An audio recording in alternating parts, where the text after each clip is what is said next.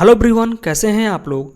CTET दिसंबर 2024 के regarding English pedagogy के session में आज से हम प्रैक्टिस सेट स्टार्ट करेंगे, जिसमें आज का हमारा जो टॉपिक होगा 3 लैंग्वेज फार्मूला। इससे रिलेटेड हम इसके कंसेप्ट को जानेंगे, इसके हिस्ट्री के जानेंगे और इसके साथ साथ जो हमारे इम्पॉर्टेंट क्वेश्चंस हैं उसको हम लोग सॉल्व करेंगे। Kothari commission, national education commission 1964-1966, यानी हमारा राष्ट्रीय शिक्षा आयोग जो हमारा आया था 1964 में और 1966। इसका गठन हुआ था आपका 1964 में और इन्होंने अपना रिपोर्ट दिया था 1966 में। यह क्या था, तो यह हमारे स्वतंत्रता के बाद जो है एक ब्रॉड लेवल पे एक कमीशन आया था जो हमारे प्राइमरी से लेके हायर एजुकेशन का रेवोल्यूशन कैसे किया जाएगा, चाहे उसका इंफ्रास्ट्रक्चर हो चाहे उसका परफॉर्मेंस हो। इसके जो चेयरमैन थे दौलत सिंह कोठारी को जो है चुना गया, जो उस टाइम के यूजीसी यानी हमारा यूनिवर्सिटी ग्रांट कमीशन के क्या थे, तत्कालिक प्रेसिडेंट या चेयरमैन थे। इन्हीं के नाम से जो है इस कमीशन को हम लोग कोठारी कमीशन भी कहते हैं। तो आपको ये याद जरूरी होना चाहिए कि कोठारी कमीशन कब आई थी, तो 1964-1966 में। अब आते हैं हमारा कि जो हमारा 3 लैंग्वेज फार्मूला है, तो इसका रिकमेंडेशन ही जो है नेशनल एजुकेशन कमीशन में किया गया। बाद में हमारा जो 3 लैंग्वेज फार्मूला है इसे हमें 1968 में जो हमारा फर्स्ट एनईपी था, राष्ट्रीय एजुकेशन पॉलिसी थी, उसमें इसे रखा गया और इसमें रखने के बाद पूरे भारत में इसका इम्प्लीमेंटेशन के लिए जो है किया गया। वर्तमान में हमारा जो नेशनल एजुकेशन पॉलिसी 2020 है उसमें भी 3 लैंग्वेज फार्मूला को रखा गया है। यानी कि आपको यहाँ पे जानना बहुत ज़रूरी है कि जो हमारा 1968 में यानी पहले एनईपी में जो 3 लैंग्वेज फार्मूला को रखा गया वो हमारा एनईपी 2020 में भी रखा गया है। 3 लैंग्वेज फार्मूला, इसे हम 2 भागों में करके समझेंगे। पहला हम जानेंगे हिंदी स्पीकिंग स्टेट, जहाँ पे हिंदी बोली जाती है, वहाँ पे हमारा फर्स्ट लैंग्वेज क्या होगा, तो फर्स्ट लैंग्वेज हमारा होगा मदर टंग यानी हमारी मातृभाषा होगी, और दूसरा या हमारी रीजनल लैंग्वेज यानी कि क्षेत्रीय भाषा। एग्जाम्पल के रूप में अगर आप यूपी से हैं, अगर आप बिहार से हैं, तो हमारा मदर टंग क्या होगा, तो हमारा मदर टंग क्या होगी, हिंदी होगी पहली भाषा में। दूसरा भाषा क्या होगा, हमारा सेकेंड लैंग्वेज क्या होगी, तो सेकेंड लैंग्वेज में हमारा क्या होगा, इंग्लिश होगा। इंग्लिश हमारी क्या है, तो इंग्लिश हमारा क्या है, तो इंग्लिश हमारा टारगेट लैंग्वेज है। टारगेट लैंग्वेज क्या होती है, तो टारगेट लैंग्वेज उस लैंग्वेज को कहते हैं जो हमारी सीखने वाली भाषा है, यानी कि मातृभाषा के अलावा जो हम सीखना चाहते हैं जिस भाषा को, वो हमारी क्या कहलाती है, वो हमारी टारगेट लैंग्वेज कहलाती है। उसे ही हम लोग क्या बोलते हैं, उसे ही हम लोग सेकेंड भाषा के रूप में कहते हैं। तीसरी भाषा हमारी क्या होगी, थर्ड लैंग्वेज क्या होगा, तो थर्ड लैंग्वेज हमारा होगा अदर लैंग्वेज, यानी जिसमें हमारा 22 भाषा यानी हिंदी को छोड़ के जो हमारी और भाषाएं हैं उसको आप सीख सकते हैं, या कोई फॉरेन लैंग्वेज या मॉडर्न लैंग्वेज आपके हो सकते हैं। तो ये हमारा वो उसके लिए है जहाँ पे हिंदी स्पीकिंग स्टेट हैं, जिन राज्य में आपके हिंदी बोले जाते हैं। दूसरा आते हैं नॉन हिंदी स्पीकिंग स्टेट, यानी कि वे राज्य जहाँ पे आपके हिंदी नहीं बोले जाते हैं। जैसे आप साउथ में चले जा सकते हैं, जैसे आपका तमिलनाडु में तमिल बोला जाता है, तो ये आपका क्या है, नॉन हिंदी स्टेट आपके कहे जाते हैं। वहाँ पे आपका फर्स्ट लैंग्वेज क्या होगा, तो फर्स्ट लैंग्वेज में क्या होगा, हमारा मदर टंग होगा या हमारा रीजनल लैंग्वेज होगा। तो अगर हम एग्जाम्पल के रूप में तमिलनाडु की बात करते हैं तो वहाँ पे हमारा मदर टंग क्या होगा, तमिल होगा। वहीं हमारा सेकेंड लैंग्वेज क्या होगी, तो सेकेंड लैंग्वेज हमारा क्या होगा, हिंदी होगी। यहाँ पे आपको ध्यान देना है, जहाँ पे हम लोग हिंदी बोलते हैं, हिंदी वाले स्टेट में वहाँ पे हमारा टारगेट लैंग्वेज क्या था, इंग्लिश था, लेकिन यहाँ पे आपका टारगेट लैंग्वेज क्या है, हिंदी को रखा गया है। थर्ड लैंग्वेज क्या होगी, तो या तो इंग्लिश हो सकती है या कोई अदर फॉरेन लैंग्वेज को रख सकते हैं। कहाँ पे, जहाँ पे नॉन हिंदी स्पीकिंग स्टेट है। अब आते हैं एक्चुअल में क्या है, रियलिटी में क्या है। तो रियलिटी में जो हमारे साउथ के जो हमारे स्टेट हैं वो लोग हिंदी को टारगेट लैंग्वेज यानी कि सेकेंड लैंग्वेज के भाषा में नहीं मानते हैं। वो लोग सेकेंड लैंग्वेज में जो है इंग्लिश को ही रख के अपना कार्य करते हैं। इसीलिए जो आपका 3 लैंग्वेज फार्मूला है वो आपका NAP 1968 से NAP 2020 तक क्या है, कंटिन्यू जो है वो चली आ रही है। यानी कि जो हमारा राष्ट्रीय शिक्षा नीति होता है उसमें कोई भी जो हमारे रिकमेंडेशन होते हैं उसका यही काम होता है कि उसका क्रियान्वयन करना, उसको इम्प्लीमेंटेशन करना और उसको लागू करना। लागू करने के बाद अगर वो उसका ऑब्जेक्टिव फुलफिल हो गया तो उस चीज़ को वहीं पे ड्रॉप यानी कि छोड़ दिया जाता है, और जो चीज़ जो है फुलफिल नहीं होता है तो उससे हम लोग कंटिन्यू क्या करते हैं, उसको कंटिन्यू लेके चलते रहते हैं। तो ये हमारा NAP 2020 में भी 3 लैंग्वेज फार्मूला को रखा गया। इस पे बहुत सारे डिबेट है, लेकिन आपको ये चीज़ को जो है समझना है। अब आते हैं हमारे क्वेश्चंस पे जो आपके लिए इंपॉर्टेंट है। India's language in education policy is known as, India's जो हमारा है तो जो उसके भाषा के लिए मतलब एजुकेशन पॉलिसी के लिए क्या कहा जाता है, तो नेशनल लैंग्वेज फार्मूला कहा जाता है, 3 लैंग्वेज फार्मूला कहा जाता है, लैंग्वेज इन एजुकेशन या ऑफिशियल लैंग्वेज पॉलिसी कही जाती है। तो हमारा क्या आंसर होगा, तो हमारा आंसर होगा 3 लैंग्वेज फार्मूला। यानी कि जो हमारा इंडियाज लैंग्वेज के लिए जो हमारा एजुकेशन पॉलिसी है किसके लिए थी, तो 3 लैंग्वेज फार्मूला के लिए थी। तो आपका यहाँ पे ऑप्शन नंबर 2 सही हो जाएगा। आते हैं हम लोग फर्स्ट लैंग्वेज क्या होती है, तो अ नेटिव लैंग्वेज या mother tongue that a child acquire since birth. यानी कि जो हमारी पहली भाषा क्या होती है, तो मातृभाषा हो सकती है जो बच्चा जो है बर्थ यानी कि जन्म से जो है चीज़ों को एक्वायर किया रहता है। सेकेंड लैंग्वेज क्या होती है, तो a language learn by an individual, यानी किसी के द्वारा जब किसी लैंग्वेज को, भाषा को सीखा जाता है उसे हम लोग क्या बोलते हैं, सेकेंड लैंग्वेज, यानी कि इसको हम लोग टारगेट लैंग्वेज भी कहा जाता है। अब आते हैं हम लोग the language which is learn from environment without any explicit teaching, यानी कि वह भाषा जो हम किसी इन्वायरमेंट में बिना किसी टीचिंग के, बिना किसी शिक्षण के द्वारा सीखते हैं उसे हम क्या कहते हैं, तो उसे हम फर्स्ट लैंग्वेज कहते हैं, सेकेंड लैंग्वेज कहते हैं, थर्ड लैंग्वेज कहते हैं, या हम लोग उसे स्कूल लैंग्वेज कहा जा सकता है। तो वह लैंग्वेज, वह भाषा जिसे हम बिना टीचिंग यानी कि बिना लर्निंग के द्वारा सीखा जाता है, जिस भाषा को हम स्वतः ही सीख लेते हैं, वो हमारी भाषा क्या कहलाती है, तो हमारा भाषा जो है फर्स्ट लैंग्वेज या हमारा मदर टंग कहलाता है, मातृभाषा कहलाती है। सेकेंड लैंग्वेज में क्या हो जाएगा, तो जिस भाषा को हम लोग सीखते हैं। थर्ड लैंग्वेज क्या हो सकती है, तो जो हमारी भाषा मॉडर्न लैंग्वेज हो सकती है वो हमारी क्या है, थर्ड लैंग्वेज में आती है। स्कूल लैंग्वेज यानी स्कूल की भाषा।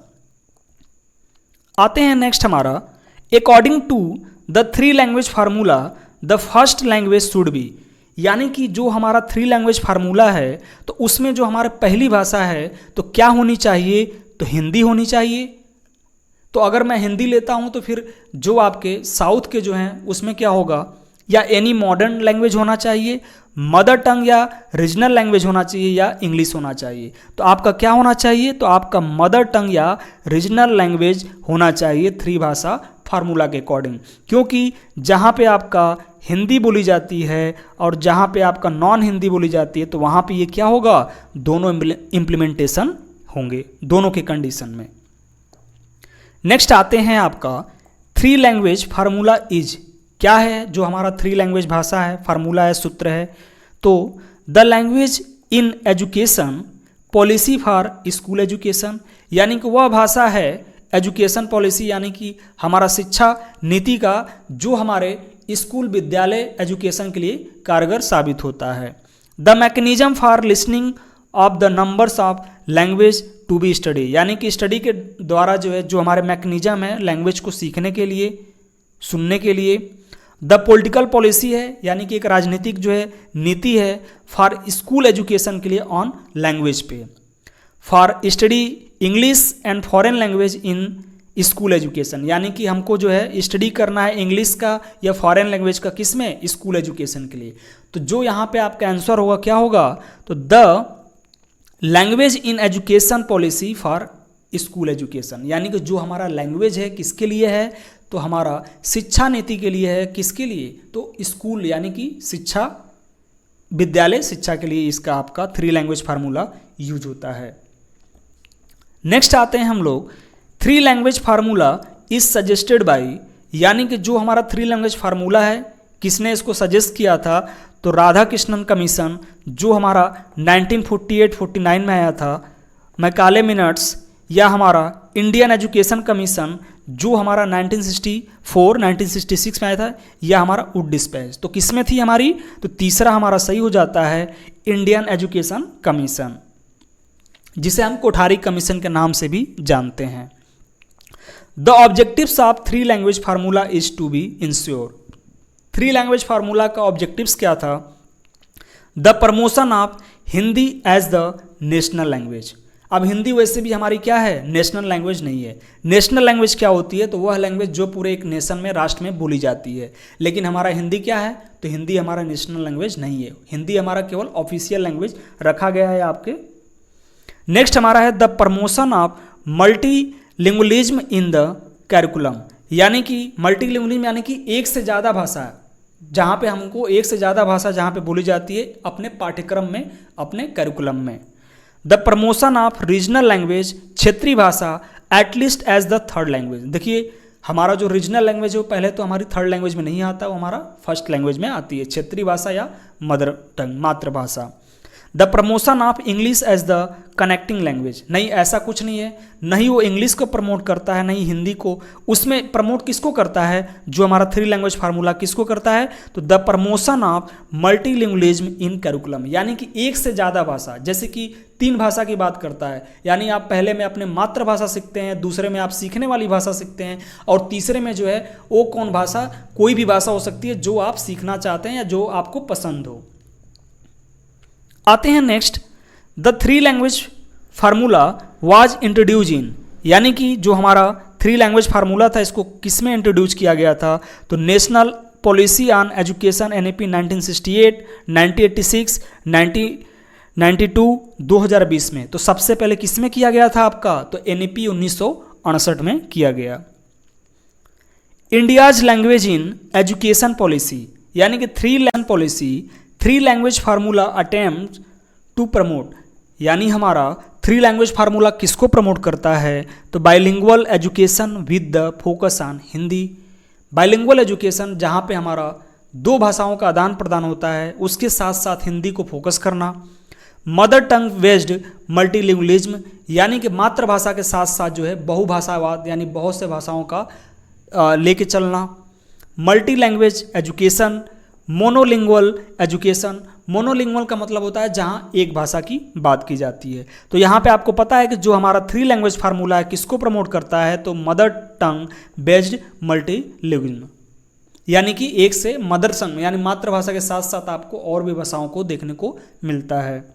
Following statement is true of language learning. Language learning क्या होती है, तो सीखने वाली भाषा, जिसे हम सीखना चाहते हैं उसे हम लोग लैंग्वेज लर्निंग कहते हैं। इसे ही हम लोग टारगेट लैंग्वेज कहते हैं, इसे ही हम सेकेंड लैंग्वेज भी कहते हैं। First language interference in the learning of second language, यानी कि जो हमारी प्रथम भाषा होती है वो दूसरी भाषा को सीखने में हस्तक्षेप करती है। वही हमारा first language support the learning of second language, जो हमारी पहली भाषा होती है वो सपोर्ट करती है दूसरी भाषा को सीखने में। Language learning has nothing to do with connect learning, यानी कि जो हमारा लैंग्वेज लर्निंग होती है, जो भाषा सीखने वाली होती है, वो हमारी किसी भी भाषा से कनेक्ट नहीं होती है। Every language is different and learning of language is also discrete, यानी जो हमारे प्रत्येक जो लैंग्वेज होते हैं वो हमारे क्या हैं, डिफरेंट होते हैं, और जो लर्निंग ऑफ लैंग्वेज यानी जो सीखने वाली जो भाषा होती है वो आल्सो क्या होती है, डिस्क्रीट होती है, बाहर होती है। इसमें से जो हमारा एप्रोप्रिएट जो आंसर होता है क्या होता है, तो first language support the learning of second language, यानी कि जो हमारी प्रथम भाषा होती है वो हमें दूसरी भाषा सीखने में मदद देती है। जैसे कि आप लोग ग्रामर के द्वारा हम लोग इंग्लिश को सीखते हैं, हिंदी के द्वारा मातृभाषा जैसे हमारी हिंदी है तो हिंदी के द्वारा हम लोग इंग्लिश को ग्रामर के बेस पे सीखते हैं। ये हमारी क्या हो गई, तो ये हमारी सपोर्टिव चीज़ें होती हैं। Which of the following statement is correct, it is difficult to teach English as they use their first language in every aspect and ignore English. यानी कि अंग्रेजी को सिखाना कठिन होता है क्योंकि वहाँ पे जो है क्या होता है, तो हर पहलू पे जो है हम लोग पहली भाषा को उपयोग करते हैं, जिससे कि अंग्रेजी को हम लोग नज़रअंदाज करते हैं। यानी कि सिखाने में जो है बच्चों को हमेशा हम लोग पहली भाषा का ही प्रयोग करते हैं, जिससे कि अंग्रेजी को सीखने में आपको डिफ़िकल्ट या उसे इग्नोर किया जाता है। As a teacher you would like to give a list of English word on the very first day. यानी कि पहले दिन हम लोग क्या करते हैं, तो इंग्लिश का जो है, जो इंग्लिश का वर्ड का जो लिस्ट होता है, तो उसे जो है टीचर के द्वारा बच्चों को दिया जाता है। Children come to school with a treasure of experience. यानी कि जो बच्चे होते हैं तो स्कूल में प्रवेश किसके साथ करते हैं, तो बहुत सारे एक्सपीरियंसेस, यानी कि बहुत सारे अनुभवों के साथ, अनुभवों के खजाना के साथ, ट्रेजर के साथ। And there mother tongue act like a resource in learning English. यानी कि जो मदर टंग होता है, जो हमारी मातृभाषा होती है, तो एक बहुत अच्छा एक्ट वहाँ पे करती है, रिसोर्स यानी कि एक संसाधन के रूप में, किसको सीखने के, इंग्लिश को सीखने के लिए।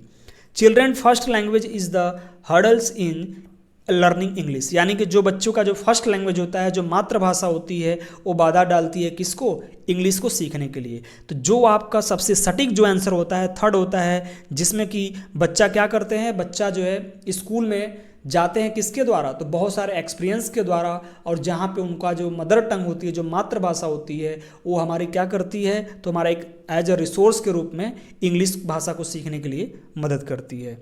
आई होप आप लोगों को सेशन अच्छा लगा होगा।